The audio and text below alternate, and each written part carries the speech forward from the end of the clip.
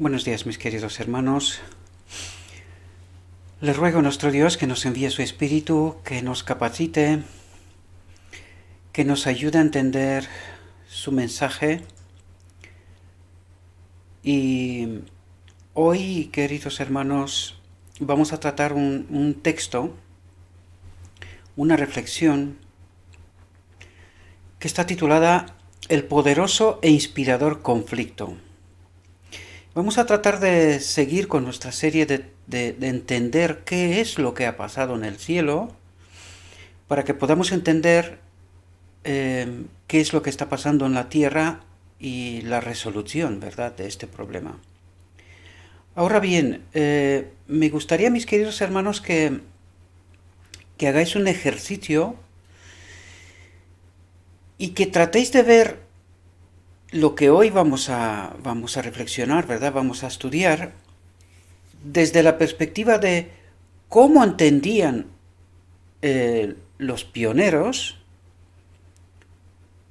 estos textos, ¿verdad? Esta realidad, porque tengo que confesaros que tuve bastante problemas a la hora de analizar ese texto en profundidad, porque está haciendo un juego de planos, ¿verdad?, entre el cielo y la tierra, pero tenemos que entender que este conflicto es universal, ¿verdad? No es solo con la tierra.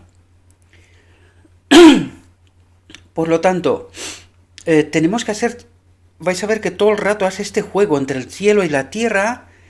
Me ha costado realmente entender esta reflexión y la perspectiva a la cual fue escrita, ¿verdad?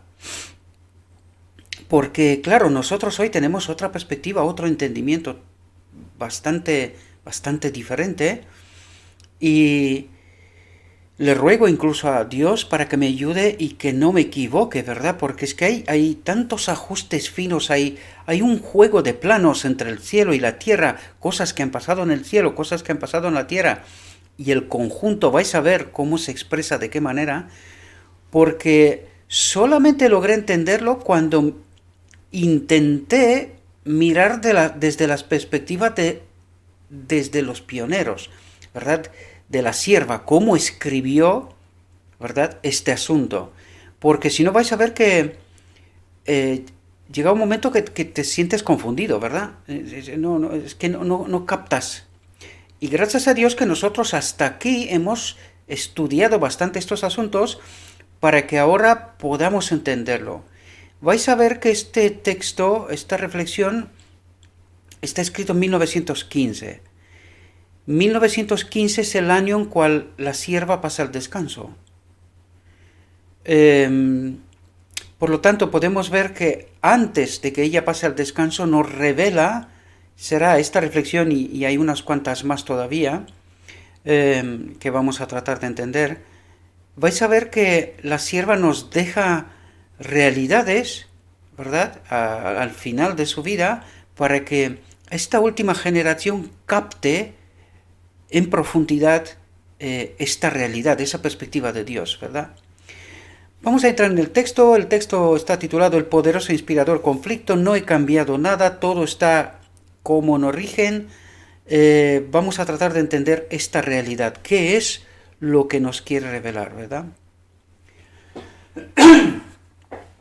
Para salvar al hombre, asumió el riesgo eterno, Cristo, ¿verdad?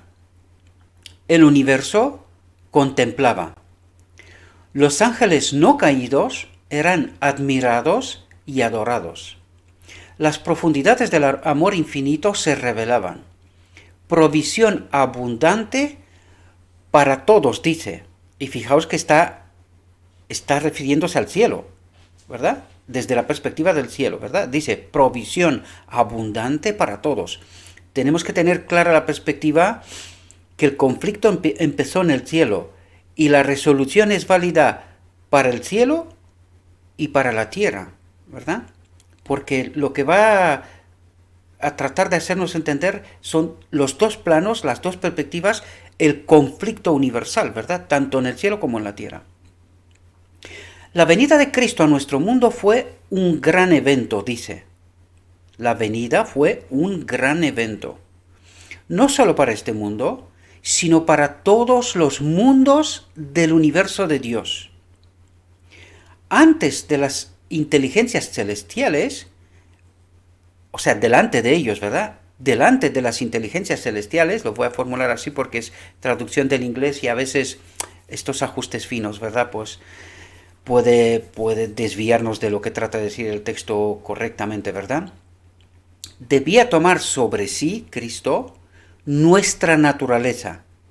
Por lo tanto, vemos que este gran evento es la encarnación de Cristo y vemos que fue un gran evento para el cielo como para la tierra también, ¿verdad? Y eso quiere decirnos que antes o delante de las inteligencias celestiales, Cristo debía tomar sobre sí nuestra naturaleza, es decir, se despoja de su divinidad, ¿verdad? Abandona su divinidad, por decirlo de alguna manera. Estamos hablando siempre, estamos tratando de entender el misterio de la piedad, ¿verdad? Porque nos fue revelado hasta donde nos fue revelado. Pero si se nos ha dado este entendimiento, debemos de tratar de entender lo que se nos ha revelado, ¿verdad? Lo que no está revelado, pues por fe lo aceptamos y algún día, quizás en el cielo, se nos revelará más. Seguro que sí. Posiblemente no en totalidad, tenemos textos que nos dice que Dios se ha preservado para sí ciertas cuestiones, ¿verdad? Pero debemos entender aquí lo que aquí se nos ha revelado, ¿verdad? Y eso es lo que tratamos de entender, este asunto, ¿verdad? Delante de las inteligencias celestiales debía tomar sobre sí nuestra naturaleza, ser tentado en todos los aspectos como nosotros, como uno de nosotros, ¿verdad?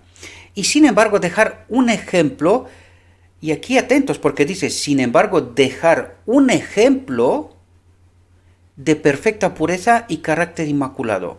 Por lo tanto, ¿para quién tiene que servir este ejemplo? Para nosotros. Entonces, ¿qué nos dice este ejemplo? Un ejemplo de perfecta pureza. Esta es la expectativa que Cristo, el cielo, tiene con nosotros, ¿verdad? Dice perfecta pureza y carácter inmaculado. Por eso nos lo dejó como ejemplo, ¿verdad? Perfecta pureza y carácter inmaculado. Esto es lo que espera de esta última generación, ¿verdad? Bueno, de todo el tiempo, ¿verdad? Pero ya entendemos que siempre hemos sido engañados y en la actualidad también. Sin embargo, habrá una última generación que experimentará precisamente este asunto. Y atentos aquí, porque cada vez más entendemos con mayor profundidad, ¿verdad?, lo que Dios trata de revelarnos.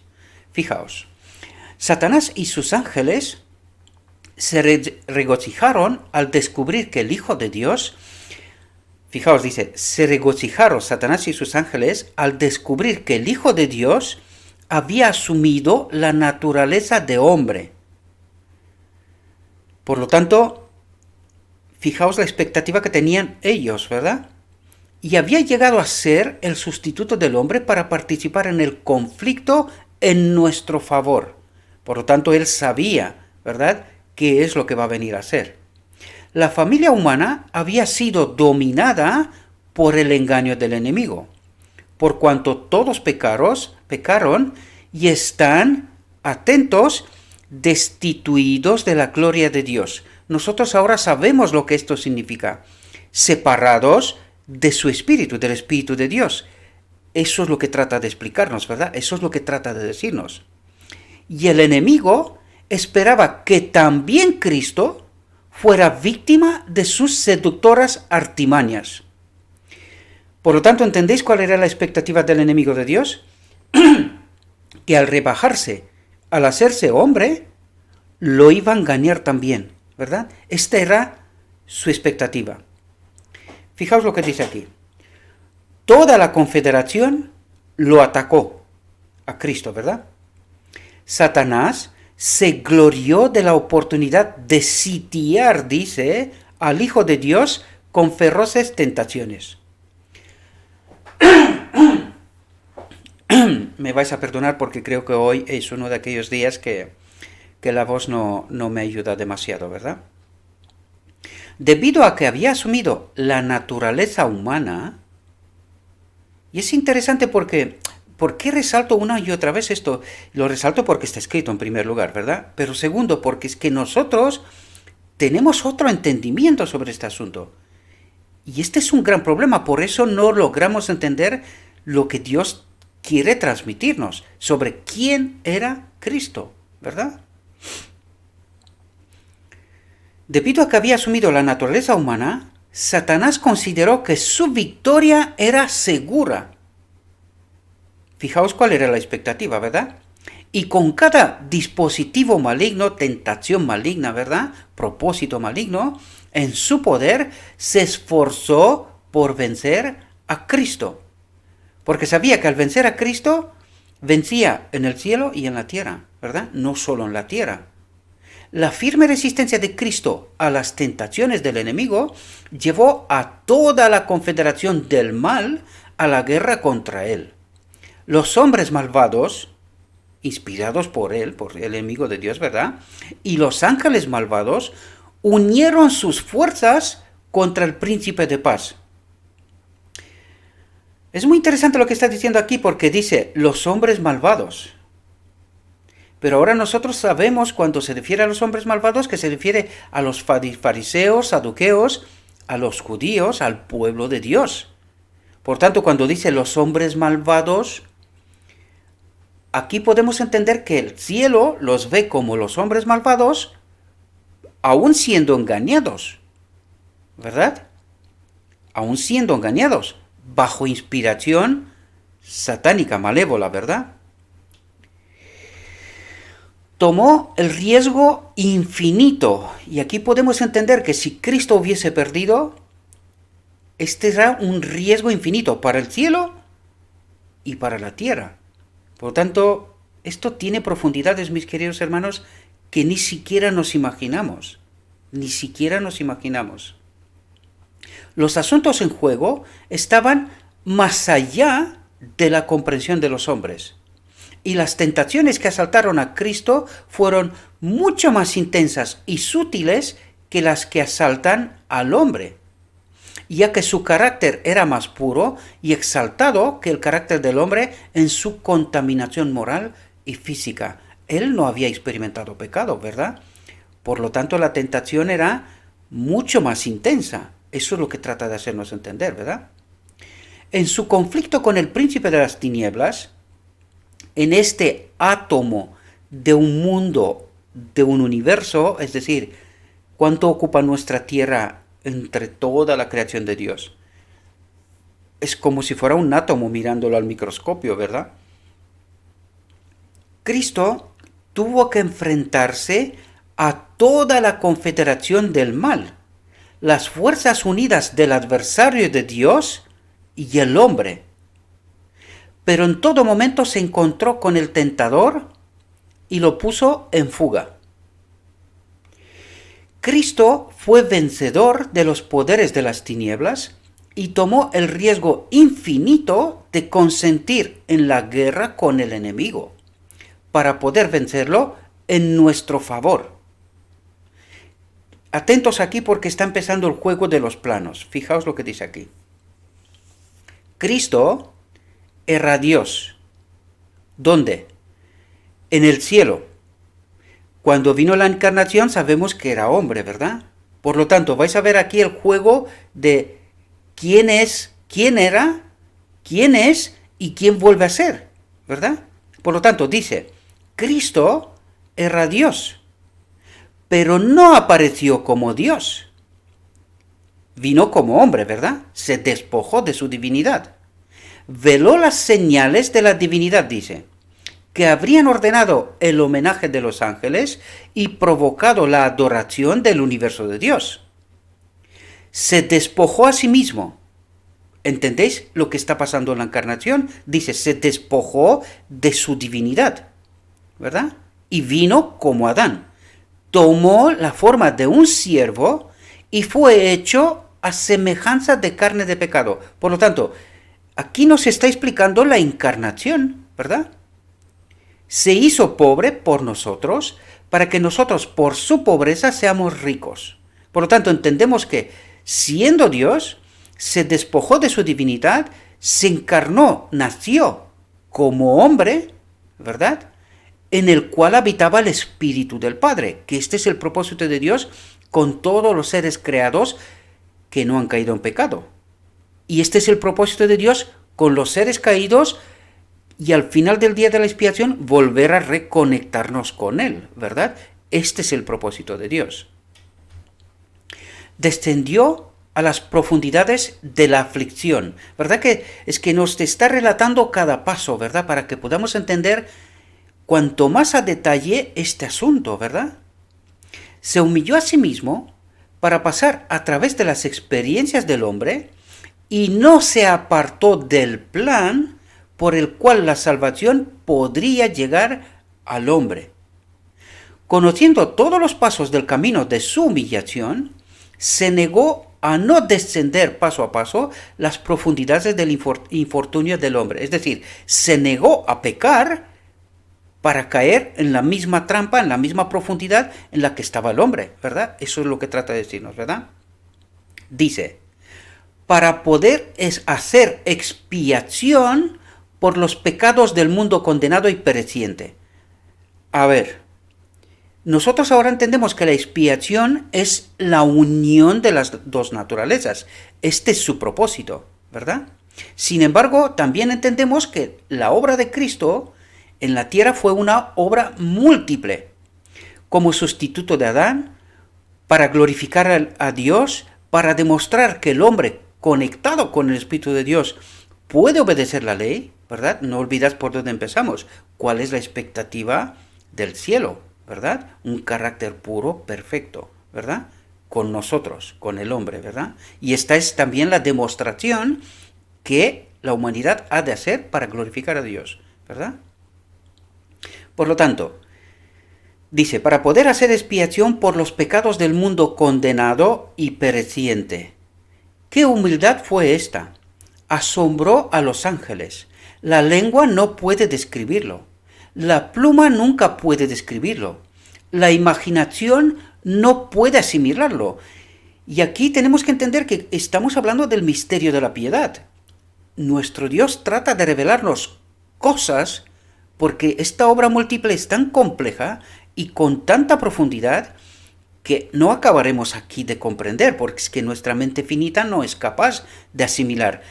Necesitamos ir al cielo, ¿verdad? Y allí se nos explicará todos los detalles, ¿verdad? Para que podamos entender lo mismo que ya entiende el universo. El universo ya entiende este asunto, pero nos falta a nosotros asimilar, aceptar, ir al cielo y asimilar ahí toda esta enseñanza, ¿verdad? Toda esta complejidad, hasta donde Dios decide revelarnos, ¿verdad? Sin pecado y exaltado por la naturaleza. ¿Qué es lo que quiere decir aquí? Que Él nació sin pecado y en Él habitaba el Espíritu de Dios. Por eso dice, exaltado por la naturaleza. Él vino en la condición de Adán, ¿verdad? Con las dos naturalezas unidas. Y eso es lo que trata de decirnos, sin pecado y exaltado por la naturaleza, porque en Él habitaba el Espíritu del Padre, el Hijo de Dios consintió en tomar los atributos de la humanidad para hacerse uno con la raza caída. El Verbo eterno consintió en hacerse carne. Dios se hizo hombre. Creo que más claro no puede explicárnoslo, ¿verdad? No puede ser más claro. Pero Él bajó aún más. Se humilló a sí mismo para soportar el insulto, el reproche, la acusación y el abuso vergonzoso. En el mundo que Él había hecho, que se sustentaba en la palabra de su poder, aquí vuelvo a resaltar una vez más, la palabra de Dios, la Biblia, tiene poder, porque viene de Dios, surge de Dios.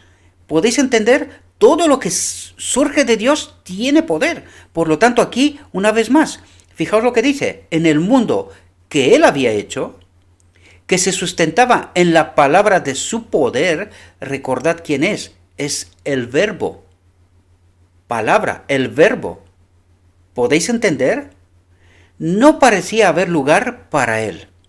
Tuvo que huir de un lugar a otro hasta que la obra de su vida se cumplió. Fue traicionado por uno de sus seguidores y negado por otro, Judas y Pedro, ¿verdad? Se burlaron de él y se mofaron de él. Fue coronado con espinas y forzado a llevar la carga de la cruz. Sintió su amargura y lo soportó todo. No era insensible a la ignominia y el desprecio. Se sometió a él, pero sintió su amargura como ningún otro ser podría sentirlo, porque claro, hay que experimentar la pureza de Adán sin pecar para que puedas entender el poder que tiene el pecado sobre ti, ¿verdad? El peso. Puro, santo y sin mancha, aún fue procesado como criminal ante los ojos del mundo.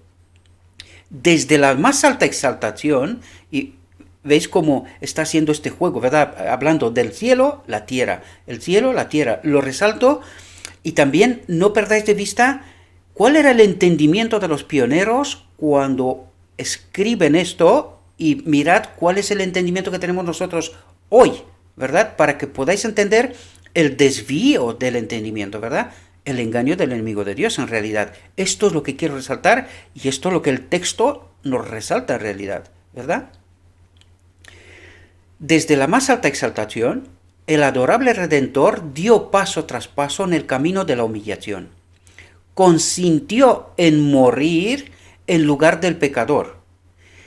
Pero nosotros entendemos que este no es el sacrificio para la expiación. El sacrificio para la expiación ya se hizo con antelación, ¿verdad? Fijaos lo que dice aquí, porque aquí nos revela qué vino a hacer Cristo, ¿verdad? Dice, y atentos a las palabras porque tienen mucho significado, para que por una vida de obediencia el hombre pudiera escapar del castigo de la ley. Por lo tanto, ¿qué vino a hacer para el hombre? Fijaos lo que dice, para que por una vida de obediencia el hombre pudiera escapar del castigo de la ley. Por una vida de obediencia, no necesariamente la muerte. Tenemos que entender, no era necesario que muriera. Sin embargo, sí tenía que morir porque un santo en este mundo de pecado, de aquí el enemigo de Dios no quiere dejar que salga nadie. Por lo tanto, la salida es, o es esa última generación entendiendo y aceptando el espíritu, el propósito de Dios en nosotros, que obra esta purificación, esta santificación, ¿verdad? La reconexión, que esta fue la obra de Cristo, o el otro camino es a través de la muerte. ¿Entendemos? Fijaos, dice, se humilló a sí mismo en esta obediencia, porque eso es lo que dijo, para que por una vida de obediencia el hombre pudiera escapar del castigo de la ley. Se humilló a sí mismo y se hizo obediente, ¿hasta dónde? Hasta la muerte. Tenemos que entender ese contexto con lo que nos dijo al principio, que todas las huestes del mal iban a por él para hacerlo que haga ¿qué? Que sea desobediente. Por lo tanto, podéis entender que por la vida de obediencia, Cristo hubiese rescatado a Adán, ¿verdad? Y vais a ver cómo los ajustes finos son tan finos que por eso os decía yo que antes, al analizar este texto, me costó entender la auténtica perspectiva, la realidad de Dios, ¿verdad?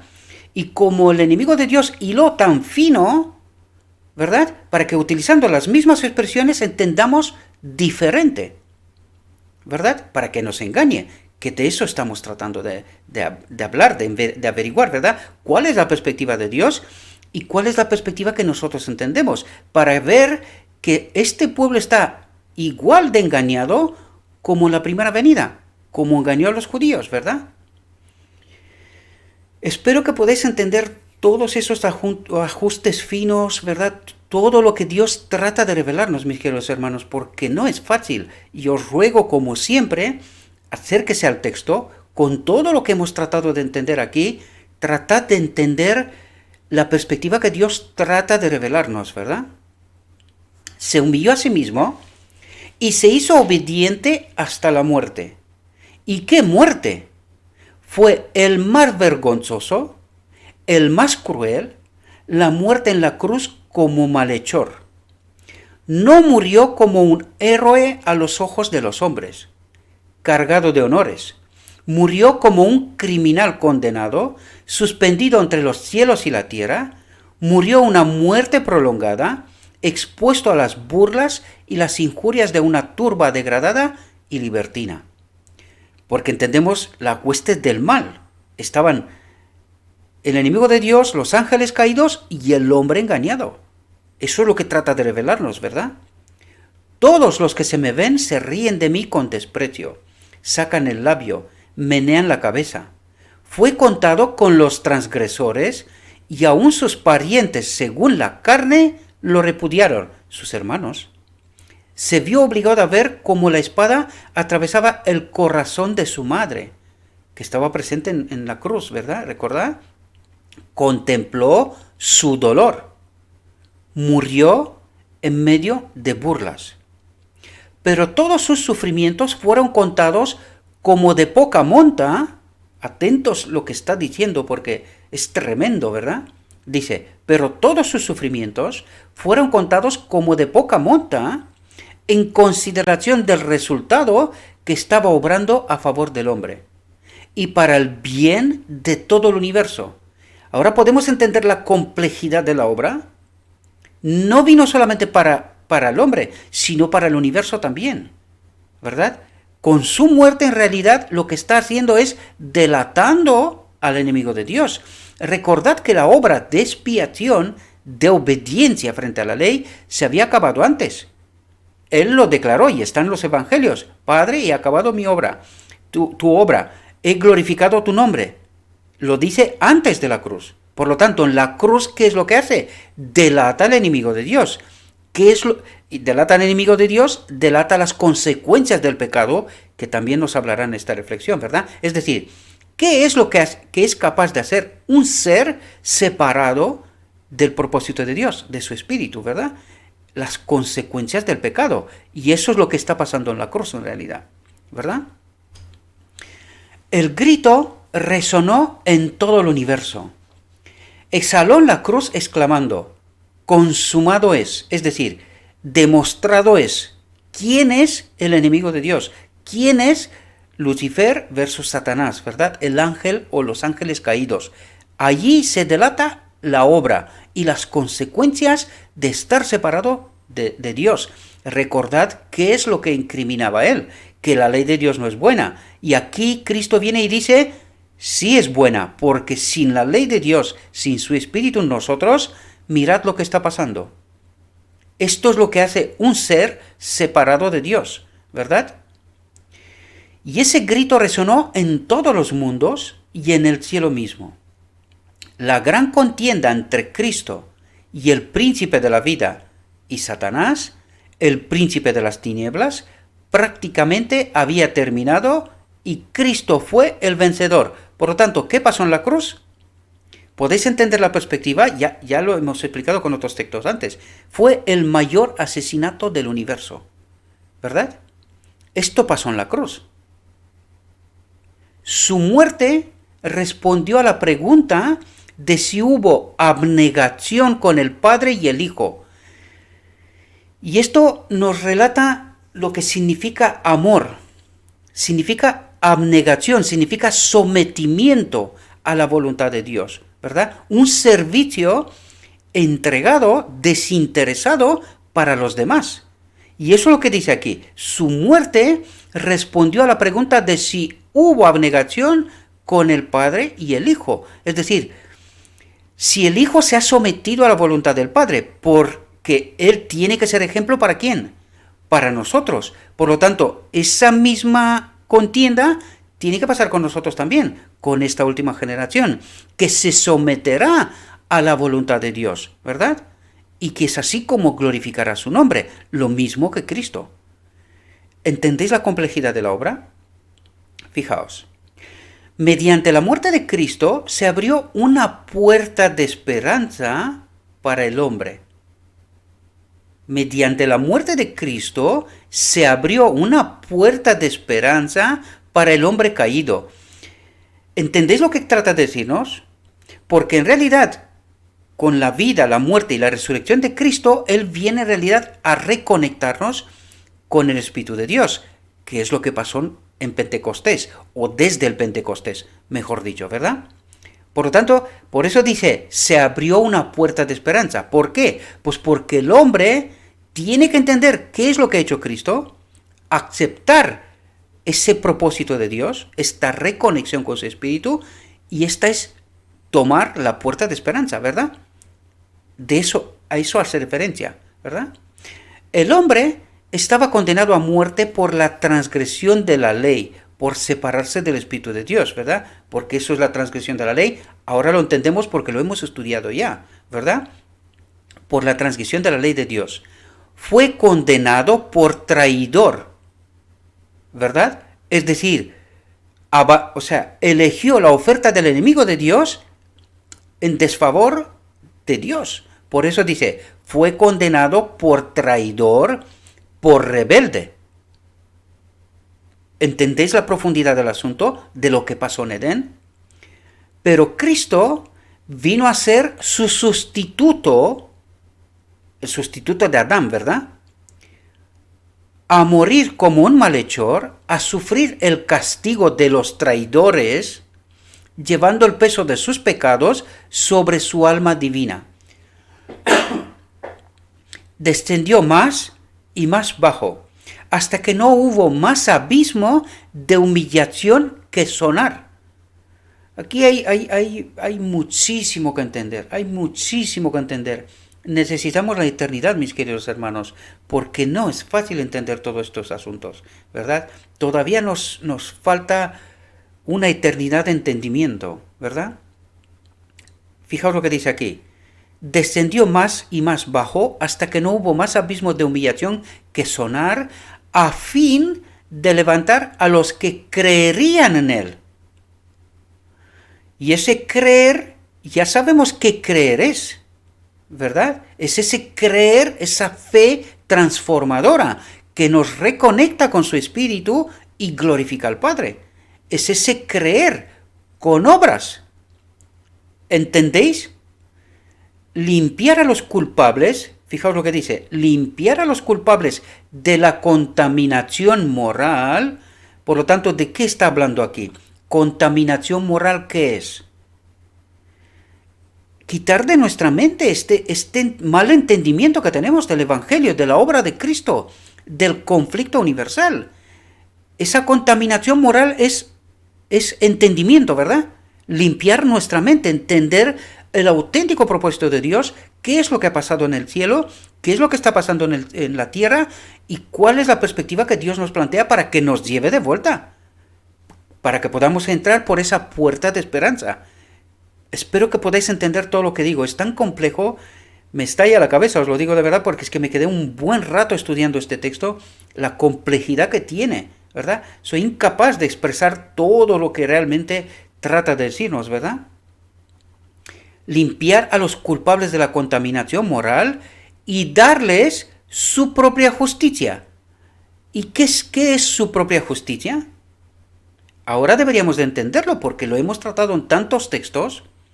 ¿Qué era la justicia de Cristo? El Espíritu del Padre en él, ¿verdad?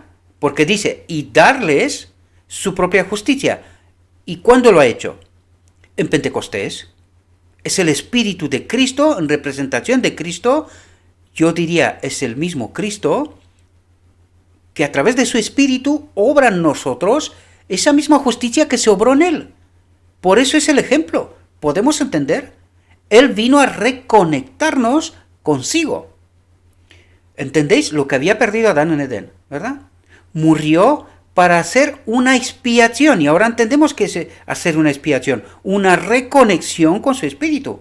Esa es la expiación. La unión de las dos naturalezas.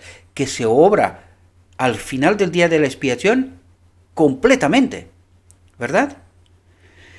Para redimir, limpiar, restaurar y exaltar. Cuando dice exaltar es reconectar al hombre, ¿verdad? Exaltar es ese cambio de naturaleza. Vuelve a ser divino humano. Por eso dice exaltar. Exalta al hombre de su naturaleza caída a la naturaleza de la creación, la que tuvo Adán. Eso es lo que trata de decirnos, ¿verdad? Por lo tanto dice, murió para hacer una expiación. La reconexión en Pentecostés con su espíritu, ¿verdad? El espíritu de Cristo. Que su espíritu, ¿qué hace? Redime, limpia, restaura y exalta al hombre a un lugar a su diestra, ¿verdad? Reconecta al hombre con su espíritu y lo lleva a su diestra en el cielo. Eso es lo que trata de decir todas esas palabras. Espero que podáis entender, ¿verdad? Caminó por la tierra sin honor. A lo largo de su vida sobre la tierra, esparció bendiciones donde quiera que fuera. Aunque a su palabra legiones de ángeles le rendirían homenaje, sin embargo, él caminó por la tierra sin honra, sin confesión. En lugar de alabanza recibió reproche. Caminaba entre los hombres como uno de los pobres y humildes.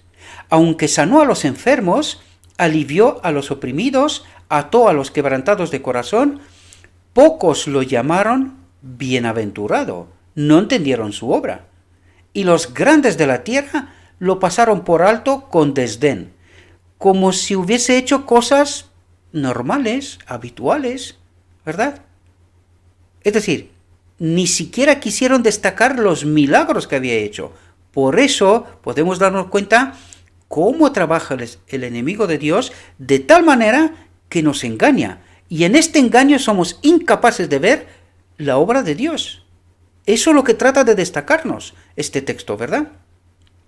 Como miembro de la familia humana, era mortal. Atentos a los dos planos, ¿verdad? Dice, como miembro de la familia humana, era mortal.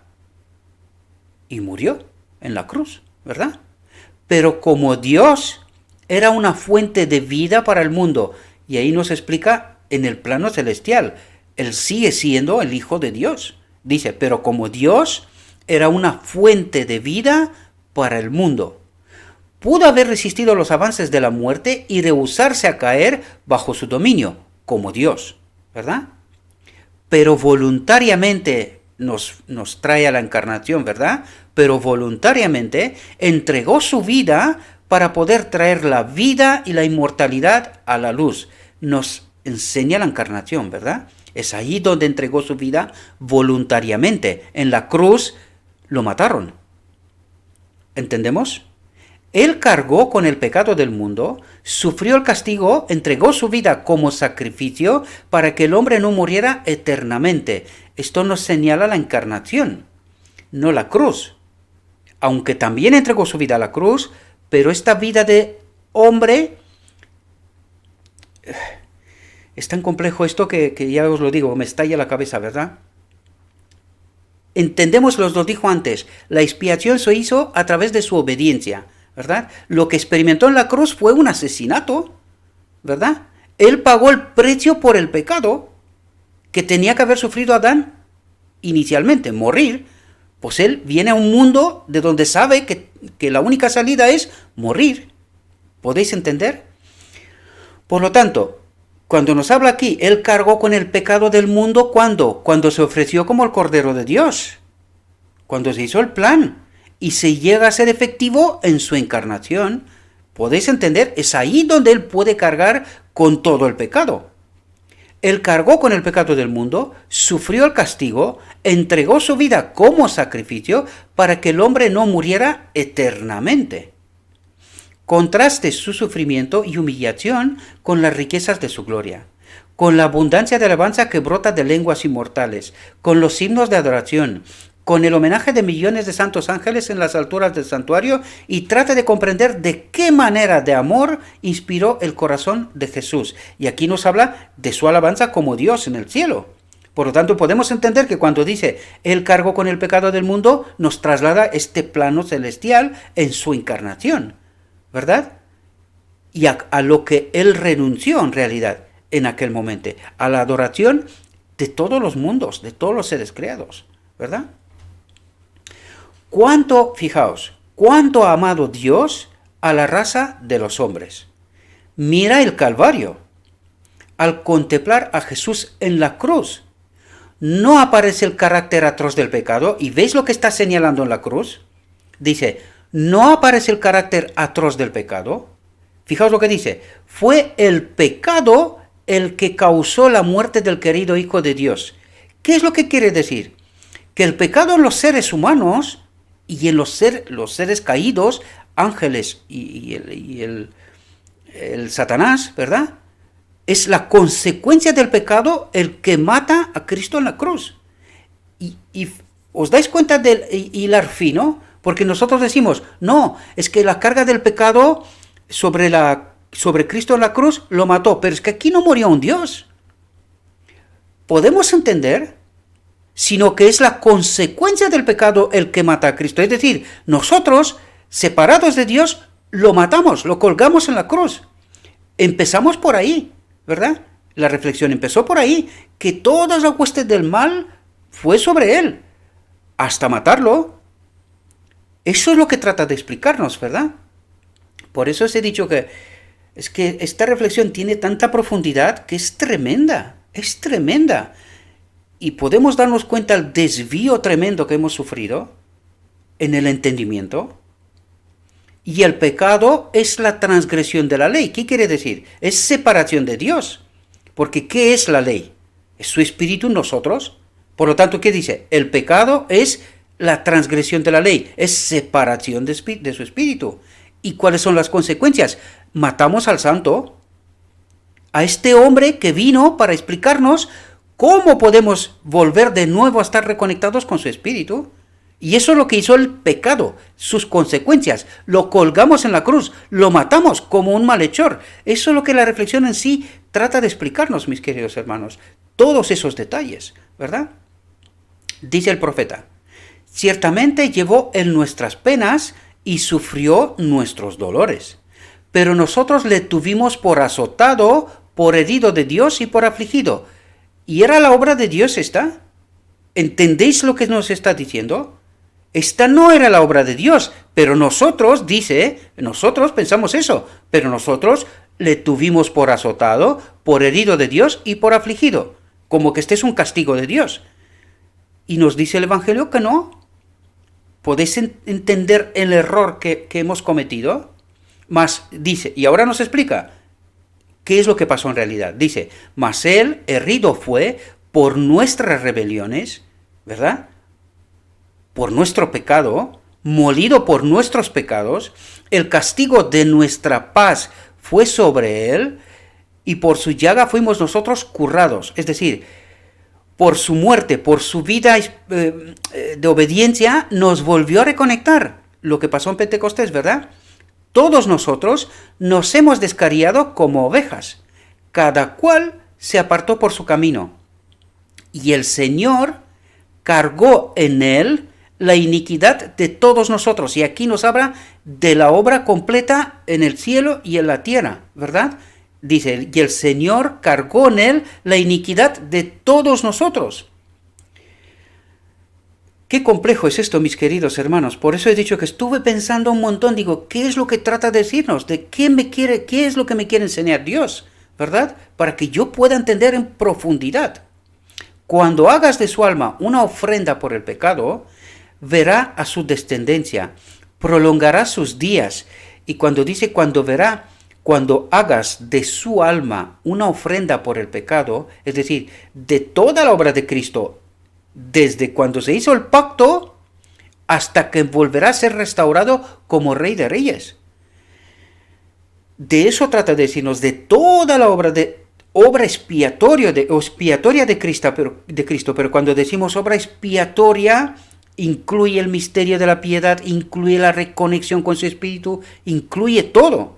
Por eso no es fácil entender todo esto, aunque tratamos de descifrar, de entender todo lo que Dios sí nos ha revelado, ¿verdad? Y que sus hijos escuchan y entienden su voz, reconocen su voz. ¿Entendéis? Y eso es lo que tratamos de hacer aquí, de entender qué es lo que nos quiere decir en profundidad, ¿verdad? Cuando hagas de su alma una ofrenda por el pecado, verá su descendencia, prolongará sus días, y la voluntad de Jehová será en su mano prosperada. Verá el trabajo de su alma y quedará satisfecho. Cristo, ¿verdad?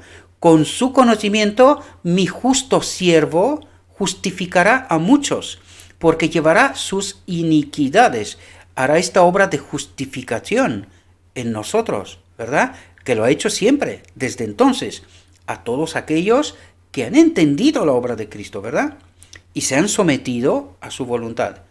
Cuando el pecador se da cuenta de que Cristo murió por él, para poder imputarle su justicia, ¿qué es imputarle su justicia? Para darle o reconectarle con su espíritu, ¿entendemos ahora lo que está diciendo? Magnifica el amor de Dios al proveer el plan de salvación. Porque claro, todo lo está haciendo Cristo. ¿Qué es lo único que tengo que hacer yo? No elegir pecar. Punto. ¿Verdad? Cuando entiendo lo que Cristo ha hecho y entiendo toda su obra en su profundidad, lo único que nos queda a nosotros es la elección. Y esto significa libertad, porque soy libre de elegir la vida o la muerte. Lo que les dijo al principio, ¿verdad? Elige la vida para que vivas. Si no, morirás.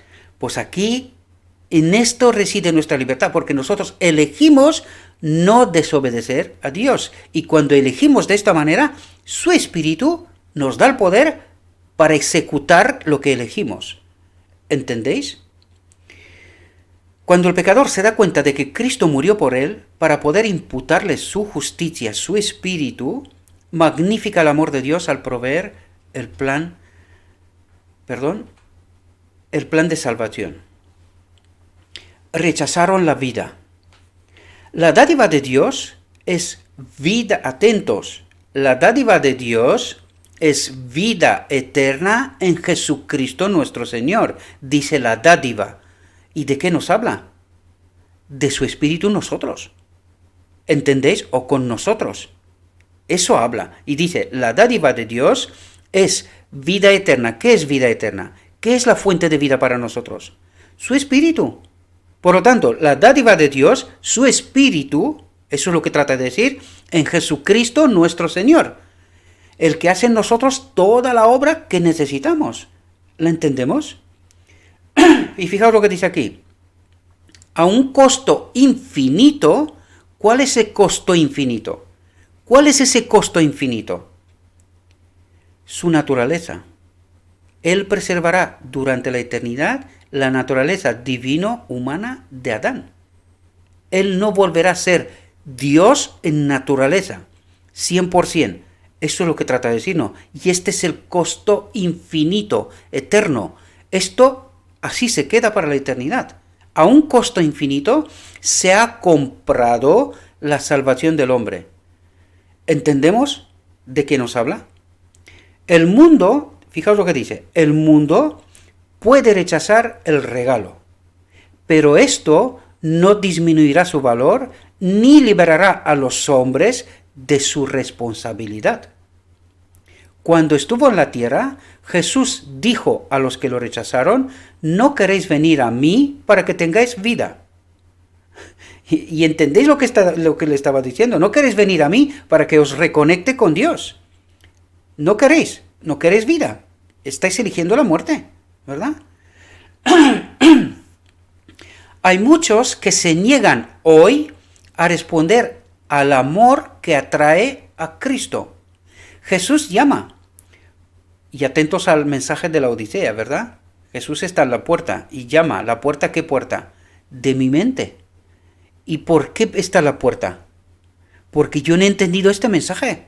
Yo no he entendido la obra de Cristo. Por eso está en la puerta. De la iglesia de la Odisea. La iglesia final. ¿Podéis entender lo que está diciendo? Hay muchos que se niegan hoy a responder al amor que atrae Cristo. Jesús llama. Pero muchos se niegan a responder a la invitación. están engañados. No se beneficiarán del privilegio de tener a Jesús como su Salvador personal, su Espíritu con nosotros, mi Salvador hoy, ahora, de todos los días, de todas las horas y minutos de mi vida. ¿Entendéis de lo que habla? No vienen con humildad y fe para saber por experiencia personal lo que son para Jesús y lo que Él es para ellos. Es decir, estamos desprovistos de su Espíritu, no entendemos su obra, no tenemos esta experiencia que Cristo quiere que tengamos, ¿verdad? De ser purificados y reconectados con el Espíritu del Padre. ¿Podemos entender? Pero la promesa es, verá el fruto de la aflicción de su alma y quedará satisfecho. Es decir, habrá una generación que entenderá esta obra, me aceptará y verá el fruto de su obra, ¿verdad? Y verá el fruto de la aflicción de su alma y quedará satisfecho, ¿verdad? Ellos no perecerán. Los planes de Dios no pueden fallar. Y esto es sumamente importante. Esto tiene que darnos una confianza, una fe plena, una seguridad absoluta que Dios es el vencedor, que sus planes no fallan. Y eso es lo que trata de decirme, confiar plenamente en Él. Él me va a reconectar consigo mismo si obedezco. Fijaos lo que nos dice. Los hombres hacen grandes planes, pero no logran el objetivo que diseñan. Y aquí teníamos que pensar en la iglesia de la Odisea. No para de hacer planes cada 5 años, planes, más planes, más planes, más planes. ¿Qué es lo que dice Dios? Los hombres hacen grandes planes, pero no logran el objetivo que diseñan, que ellos piensan, ¿verdad? Empiezan a construir y no pueden terminar. No cuentan el costo, no entienden la obra de Cristo. Eso es lo que trata de decirnos. No entienden de quién es esa obra. ¿Entendemos lo profundo que quiere transmitirnos? Pero Jesús contó el costo de la salvación de cada hijo e hija de Adán. Dice, Jesús contó el costo de la salvación de cada hijo e hija de Adán, la separación del Espíritu de Dios. ¿Verdad? Fijaos lo que nos dice aquí, porque aquí es, una vez más lo digo, evangelio sintetizado. Nos lo pone nuestro Dios en bandeja. Ojalá lo entendiéramos. Proporcionó abundantes medios por los cuales todos podrían ser salvos. ¿Entendéis lo que Dios dice? Condicionante. Podrían ser salvos si cumplieran con las condiciones y se aferraran a la vida eterna, a su Espíritu. ¿Verdad? Ahora entendemos lo que es vida eterna, fuente de vida para nosotros. De eso habla. Y si se aferraran al Espíritu, ¿verdad? Por lo tanto, ¿os dais cuenta de las condicionantes, de los condicionantes de estar conectados con su Espíritu? Porque dice, si cumplieran con las condiciones y se aferraran a la vida eterna, si se reconectaran con su Espíritu, ¿verdad? Los recursos infalibles están a su disposición para completar la obra que ha comenzado Cristo. ¿Y qué falta de esta obra para ser completada? Una generación que experimente lo mismo que ha experimentado Cristo. Estar reconectados con el Espíritu del Padre, el final del día de la expiación, y glorificar a Dios igual como lo ha hecho Cristo en esta tierra antes de su venida. Y allí queda la obra completada. Ahora podéis entender el Evangelio sintetizado. Fijaos lo que dice. Aquellos que responden a su amor, a su Espíritu, ¿sí?, entregándole su voluntad. ¿Qué es lo que espera Dios de nosotros? Que entreguemos nuestra voluntad. Estos condicionantes de lo que nos dice antes, ¿verdad? Dice, aquellos que responden a su amor, a su espíritu, entregándoles su voluntad, no perecerán, sino que tendrán vida eterna, serán reconectados al final del día de la expiación con su espíritu. ¿Entendéis de lo que nos está hablando? Como ensancha y exalta la provisión maravillosa del plan de Dios para la salvación de los hombres, nuestras ideas del amor de Dios. Qué interesante frase, ¿no? Cómo une nuestros corazones al gran corazón, a la gran mente del amor infinito. ¿Cómo? A través de su espíritu. ¿Entendéis? Está hablando del final del día de la expiación. Eso es lo que está diciendo. Dice, ¿cómo ensancha y exalta la provisión maravillosa del plan de Dios? ¿Cuál es esa provisión? Su espíritu en nosotros. Esta es la provisión maravillosa del plan de Dios para la salvación de los hombres, nuestras ideas del amor de Dios. ¿Cómo unen nuestra mente, nuestros corazones, al gran corazón, a la gran mente del amor infinito? ¿Cómo? A través de su espíritu. ¿Cómo nos deleita en su servicio cuando nuestro corazón, nuestra mente, responde a la atracción de su bondad y misericordia amorosa? ¿Entendéis la profundidad de lo que nuestro Dios trata de revelarnos, mis queridos hermanos? Juan llama a los hombres a contemplar el maravilloso amor de Dios, del Padre. Él exclama, mirad cuál amor nos ha dado el Padre para que seamos llamados hijos de Dios, ¿verdad? En el cual habita su espíritu, ¿verdad? Por tanto, el mundo no nos conoce, dice. ¿Y por qué no nos conoce el mundo? Porque ahora voy a explicar, voy a hacer referencia a unas reflexiones más atrás que hicimos y dijimos que nosotros no nos parecemos nada al mundo. Porque aquí fijaos lo que nos dice, por tanto, el mundo no nos conoce. Pregunta clave, ¿si somos iguales como el mundo nos conoce o no? Pero si el Espíritu de Dios habita en nosotros o con nosotros, ¿nos comportamos como el mundo? Y por eso el mundo no nos conoce, porque somos raros, distintos, no somos como ellos. Por eso dice, por tanto, el mundo no nos conoce, porque no le conoció a él, no le entendió a él, no lo reconoció, lo mataron. ¿Y cuál es nuestra expectativa? ¿Entendemos la perspectiva que Dios nos plantea? Amados, ahora somos hijos de Dios. Recordad que nos convierte de rebeldes, traidores, que es por donde empezamos, y dice, ahora somos hijos de Dios. Y aún no parece que seamos lo que seremos, porque todavía no se ve la manifestación. Cuando se dará el decreto divino, ahí sí se verá la manifestación. Fijaos, pero dice, pero sabemos que cuando Él aparezca, la venida de Cristo, seremos como Él. ¿Y cómo es Él? Divino humano. ¿Por qué? Porque el Espíritu del Padre habita en Él, y el Espíritu del Padre habitará también en nosotros. Seremos como Él. ¿Entendéis de lo que nos habla? Porque lo veremos tal como es. Y todo aquel que tiene esta esperanza en Él, se purifica a sí mismo, así como Él es puro. ¿Qué nos dice aquí?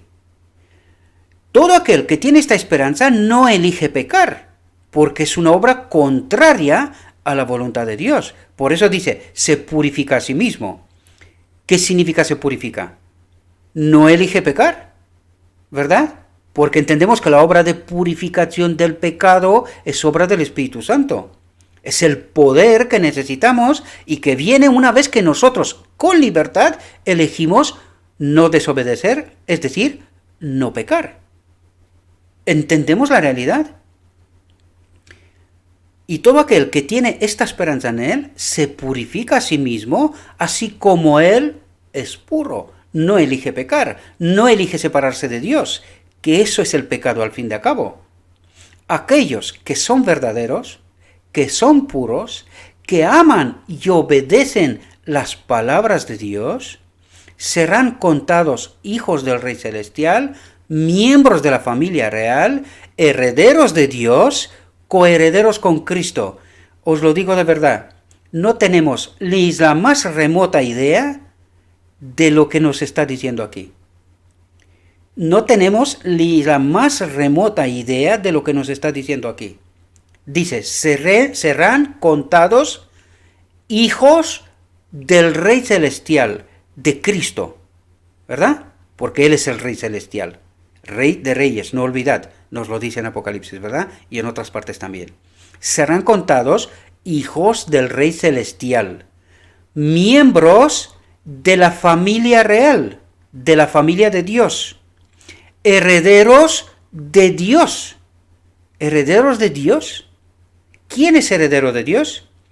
Cristo. Pues en Cristo somos herederos de Dios. Coherederos con Cristo, que eso es lo que viene a decirnos, ¿verdad? Coherederos con Cristo, de lo que Él tiene que heredar. Por eso recordad que los 144.000 acompañarán a Cristo allá donde esté durante la eternidad. Y de eso nos está hablando, de esta última generación, ¿verdad? De eso nos trata de hablar, pero desde luego tenéis que estudiar por vosotros mismos, ¿verdad? No tenéis que quedaros con lo que yo os digo, profundizad, porque el mismo Espíritu que me ayuda a mí a entender, os tiene que ayudar a vosotros también.